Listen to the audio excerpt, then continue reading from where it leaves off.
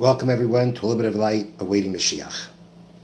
Again, let's go to the 15th bracha, the 15th blessing of the Shemona Esrei, Es Samach David Avdecha. Now, whenever we make a request in the Shemona Esrei, there's a basic pattern to each one of the blessings, each one of the prayers.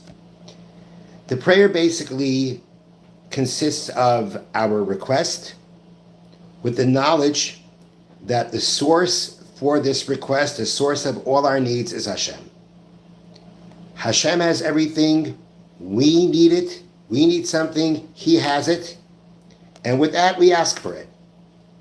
And each time we conclude a blessing, we say, Baruch Atah Hashem, blessed are you Hashem, because again, we reiterate the fact that the source for what we seek is Hashem. And that's the pattern. It's asking with our acknowledgement that He is the source for what we need. He is the source for everything. When it comes to this blessing about Moshiach, there's something interesting. There's something added to it. Again, let's go through the bracha. Es samach David avdocha meiras atzmiach. The offspring of your servant David may you speedily cause to flourish. V'karnoi torum bishuasecha. And raise his glory through your salvation. For we hope for your salvation all day long. Baruch Atah Hashem, bless you Hashem, Matzmiach Keren Yeshua, who causes the glory of salvation to flourish. Okay, the request is there. Hashem should have the growth of David, should have the offspring of David grow and flourish. And it's very clear that we recognize that it comes from him. We say, may the offspring of your Savior David, may you speedily cause to flourish. It comes from you. And raise his glory through your salvation. Again, it comes from you. This is our request, it comes from you. It would seem we could have stopped right there and gone to Baruch Atah Hashem, blessed are you Hashem, you are the source of everything, Matzmiach Keren Yeshua, who causes the glory of salvation to flourish. That would seemingly be enough. But we don't do that. We add one more thing. We add the fact for Ki lishuascha kevino kol hayom, for we hope for your salvation all day long. As Rabbi Yechezkel Elias points out in his Art Scroll on Imam book, it would seem that when it comes to asking for Moshiach, it's not enough just to ask and to believe that He is the source of everything that we need.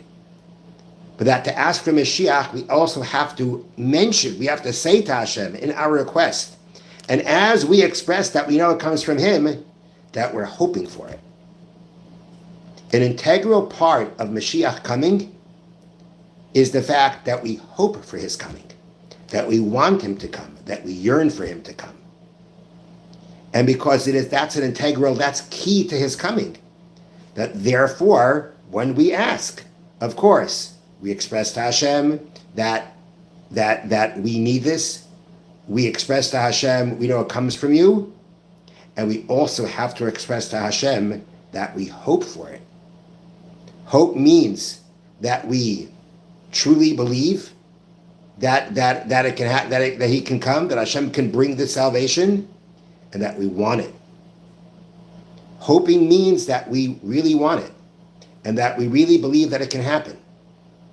This is an integral part of our asking, and it's key for His arrival. So therefore, we add another part to this prayer, to this request. Because what we need to do is start with following the basic pattern. We have a need, and we know that you have it.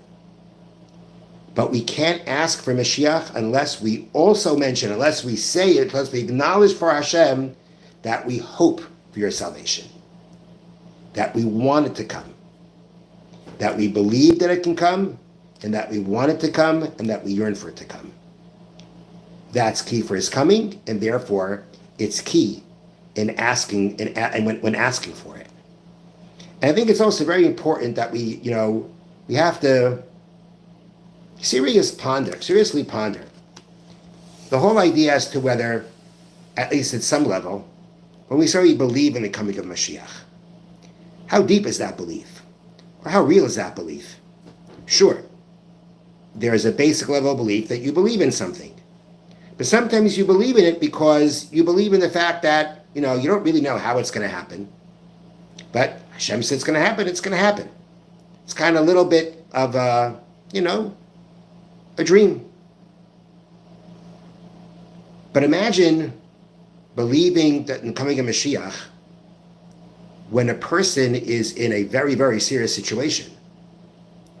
I mean, when you read about the kinds of things that people went through during the Holocaust and what happened not long ago in Eretz Yisrael, a person who is stuck, who is in that situation, in the heart of that situation, in the heart of all those challenges and suffering, and you say to them, have hope, Mashiach's coming.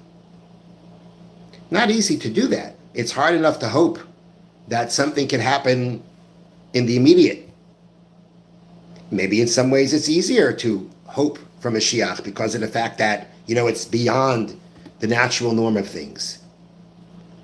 But imagine in the depths of that darkness, to be able to still just believe that we can get out of this. Those are the kinds of situations where where one's belief can really be challenged, and not just the belief in the near future, but even belief in the ultimate future. Because when you look around, it's like, how could this even happen? Really? In a world like this, all of a sudden things are just going to turn around and change over? It's something to think about, because one has to really first contemplate how deep is their belief. How real is their belief? When Moshe Rabbeinu was speaking to Hashem, and the Jewish people were complaining about the mun, and they want other food, and Hashem tells Moshe that he will bring meat to the Jewish people, and Moshe says, if all animals in the world would be slaughtered, would you be able to satisfy these people? So we're not getting into what exactly Moshe Rabbeinu was said. Hashem's response was, Hayat Hashem tiktzar. Is the hand of Hashem short? Is there anything that Hashem can't do? Clearly, that's something that really relates to us when we have a personal challenge that we're looking to get at, that we're looking to be relieved of in the here and now. That's when we really get challenged. Do we really believe that we can get out of this? Those are the words of Hayat Hashem tiktzar. Is Hashem's hand short? Is there anything Hashem can't do? That has to also be the depth and the reality of our belief in the coming of Mashiach. It's not just a dream, not just a fairy tale. Why not? It has to be very, very real. There is nothing that doesn't come from Hashem. Hashem brings everything, and Hashem takes away. Hashem brings the challenge, Hashem brings the solution. It has to be very real. That's really called believing. We've got to get to the level of true belief. We have to get to the point of hoping and wanting, and then we can ask, and then we have the key for the coming of Mashiach. Thank you for listening. Have a wonderful Shabbos.